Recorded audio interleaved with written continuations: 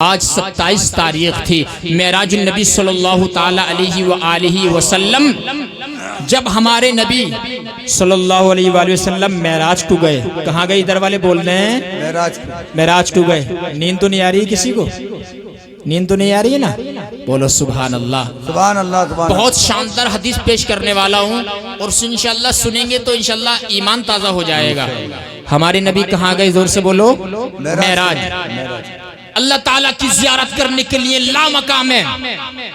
خاتم النبیین، خاتم المعصومین، تاجدار کائنات، مالک جنت، مالک رقاب امم ہمارے نبی صلی اللہ علیہ وسلم جب معراج کو گئے اللہ تعالیٰ کی زیارت کرنے کے لیے، اللہ تعالیٰ نے فرمایا کہ جنت اور دوزخ، جنت کا مشاہدہ کرایا. اور سنیے ذرا یہ جو واقعہ پیش کرنے جا رہا ہوں یہ خلیفہ اعلیٰ حضرت ملک العلماء علامہ ظفر الدین بہاری نے اپنی کتاب میں لکھا ہے. جب جنت کا مشاہدہ کیا، جنت بہت اچھی لگی ہمارے نبی صلی اللہ علیہ وآلہ وسلم کو. ہمارے نبی نے دیکھا جنت کے اندر ایک صندوق رکھا ہوا تھا. بولو سبحان اللہ. کیا رکھا ہوا تھا؟ صندوق. معراج کی رات میں جب نبی جنت میں گئے وہاں پر ایک صندوق تھا. تو صندوق عرض کی یا اللہ اس صندوق کے اندر کیا ہے؟ مولا مجھے کھولنے کی اجازت ہے؟ رب نے فرمایا بولا سوف یعطیک ربک فترضی. حبیب ہم تو تمہاری رضا چاہتے ہیں، جیسے تم راضی ہو جاؤ. میرے بریلی کے امام کا قلم عشق رسول میں جھوم کر بولا خدا کی رضا چاہتے ہیں تو عالم خدا چاہتا ہے رضائے محمد. جب میرے نبی نے عرض کی اللہ نے فرمایا کھول کر کے دیکھو. جب میرے نبی نے جنت کے اندر وہ صندوق کھول کر کے دیکھا تو اس میں ایک خوبصورت جبہ نظر آیا. کیا نظر آیا؟ زور سے بولو. جبہ نظر آیا. اب ذرا سننا، اب یہی میری ایک حدیث سنا رہا ہوں، اس میں میری بات ختم ہو جائے گی. جبہ نظر آیا.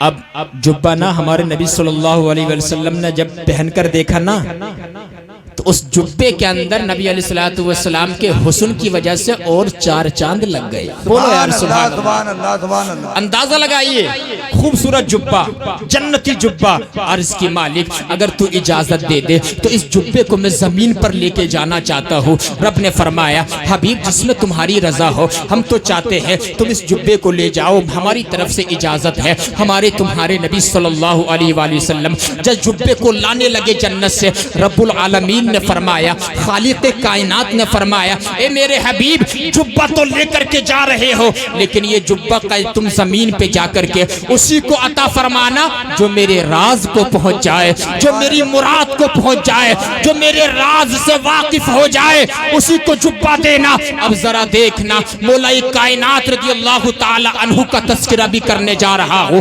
خلفائے راشدین کا تذکرہ بھی اسی حدیث پاک میں ہوگا. جب ہمارے تمہارے نبی معراج کی رات سے وہ جو جنتی جبہ جب زمین پر لے کر کے آئے ہیں، میرے پیارے نبی صلی اللہ علیہ وسلم نے صدیق اکبر رضی اللہ تعالی عنہ کو بلایا. یار غار مصطفیٰ کون صدیق اکبر جس کے بارے میں اہل سنت کا عقیدہ ہے نبیوں کے بعد سب سے افضل مرتبہ صدیق اکبر کا ہے. افضل البشری بعد الانبیاء بالتحقیق، سب سے بڑا مرتبہ صدیق اکبر کا ہے. کون صدیق اکبر؟ آپ کو بتاؤں وہ صدیق اکبر رضی اللہ تعالی عنہ ہیں کہ نبی نے فرمایا دنیا میں جن لوگوں نے مجھ پر احسانات کیے تھے میں نے سب کا بدلہ چکا دیا ہے، لیکن میرے صدیق کے مجھ پر وہ احسانات ہیں کہ جس کا احسان کا بدلہ اللہ تعالیٰ قیامت کے دن ان کو عطا فرمائے گا. سبحان اللہ. وہ صدیق ہے جب غار ثور میں ہمارے تمہارے نبی صلی اللہ علیہ وسلم چڑھنے والے تھے، صدیق اکبر نے عرض کی تھی یا رسول اللہ آپ اونٹنی پہ سوار ہو کر کے اندر چلے جائیں. تو ہمارے تمہارے نبی نے فرمایا، صدیق اکبر کا چہرہ دیکھ کر مسکرائے اور فرمایا اے صدیق اللہ تمہیں رضوان اکبر عطا فرمائے. یعنی کہ اللہ تعالیٰ کی تھوڑی سی رضا بھی بہت بڑی ہوتی ہے. ورضوان من اللہ اکبر. لیکن حضور نے فرمایا اللہ تمہیں رضوان اکبر عطا فرمائے. عرض کی یا رسول اللہ رضوان اکبر کیا ہے؟ تو میرے نبی نے فرمایا رضوان اکبر یہ ہے اللہ تعالیٰ قیامت کے دن عام لوگوں پہ یعنی کہ ایک عام تجلی فرمائے گا، تمہارے اوپر ایک خاص تجلی فرمائے گا. سبحان اللہ. وہ صدیق اکبر رضی اللہ تعالی عنہ کی شان ہے. اندازہ لگائیے آپ کہ ہمارے تمہارے نبی صلی اللہ علیہ وآلہ وسلم نے سیدنا صدیق اکبر سے فرمایا، صدیق یہ جبہ میں جنت سے لے کر آیا ہوں. تو صدیق اکبر نے عرض کی، یا رسول اللہ یہ جبہ آپ مجھے عنایت فرما دیجئے.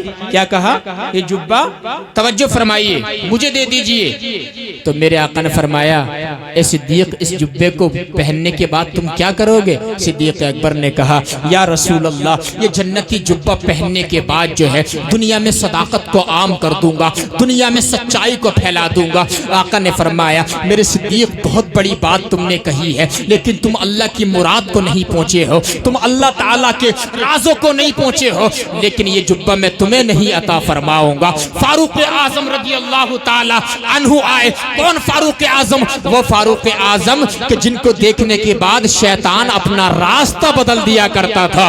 بول دو یار سبحان اللہ. کون فاروق اعظم؟ جب نبی کا کلمہ نہیں پڑھا تھا، چند اونٹ ایک لائن میں نہیں لگا سکتے تھے، لیکن نبی کا کلمہ کیا پڑھ لیا تھا، آدھی دنیا کو فاروق اعظم نے ایک لائن میں کھڑا کر دیا تھا.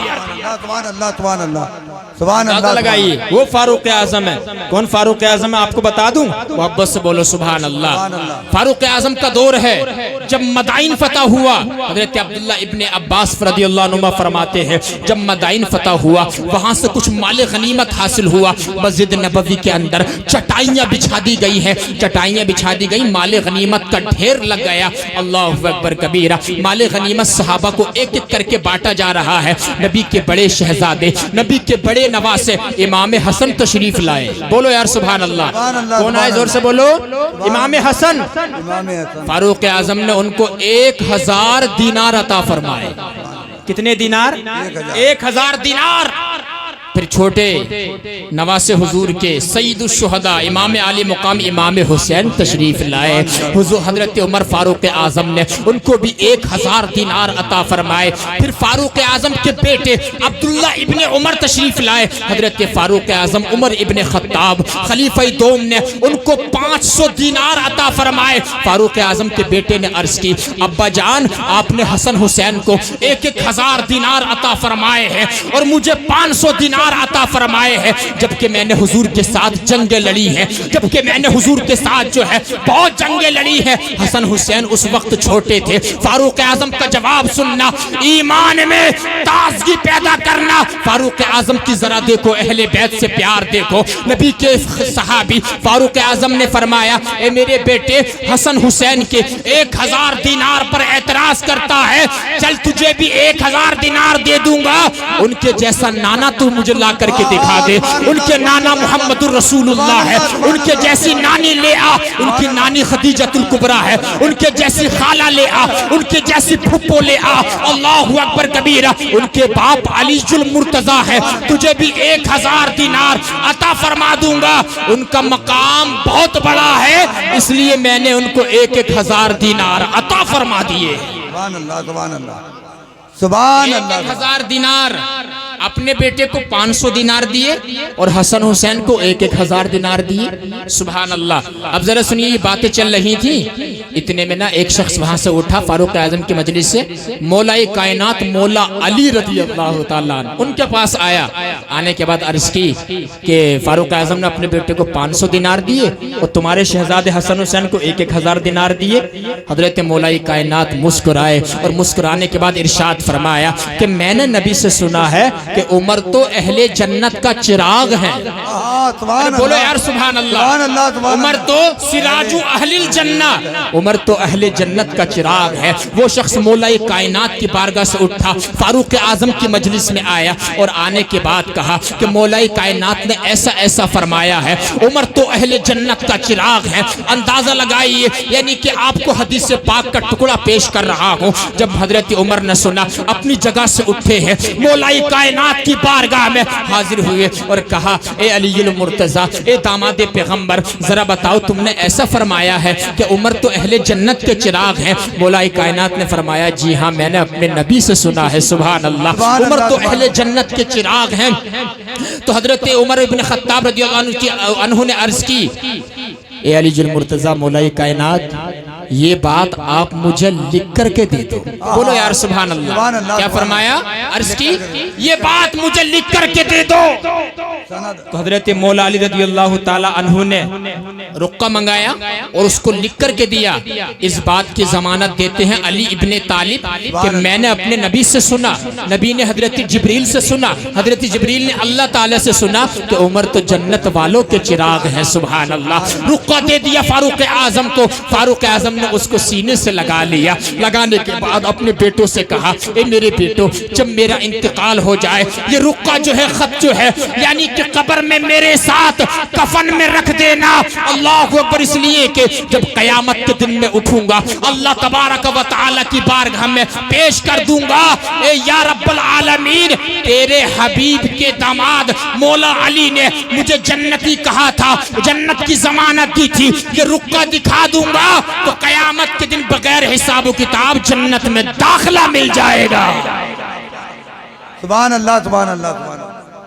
اندازہ لگائیے آپ. یہ فاروق اعظم رضی اللہ تعالی عنہ ہیں جنہیں اہل بیت سے اتنا پیار ہے. سبحان اللہ. لیکن فاروق اعظم رضی اللہ تعالی عنہ نے عرض کی یا رسول اللہ یہ جنتی جبہ آپ مجھے دے دیجئے, یعنی کہ میں اس کو پہننا چاہتا ہوں. نبی نے فرمایا اے میرے عمر اس جنتی جبے کا تم کیا کرو گے؟ یا رسول اللہ جنتی جبہ پہننے کے بعد جو ہے دنیا میں عدالت قائم کر دوں گا, دنیا میں انصاف قائم کر دوں گا, کسی کے ساتھ دھوکہ نہیں کیا جائے گا. نبی نے فرمایا اے میرے فاروق تم نے بہت بڑی بات کہی ہے لیکن تم اللہ کی مراد کو نہیں پہنچے ہو, تم اللہ تعالیٰ کے رازوں کو نہیں پہنچے ہو, اس لیے یہ جبہ میں تمہیں عطا نہیں فرماؤں گا. اللہ اکبر کبیرہ. اتنے میں تیسرے خلیفہ عثمان غنی تشریف لائے. بولو یار سبحان اللہ. ماشاءاللہ اتنی سردی میں لوگ آ رہے ہیں. قاری محفوظ صاحب یہ ہمارے پیچھے بھائی تشریف لائے.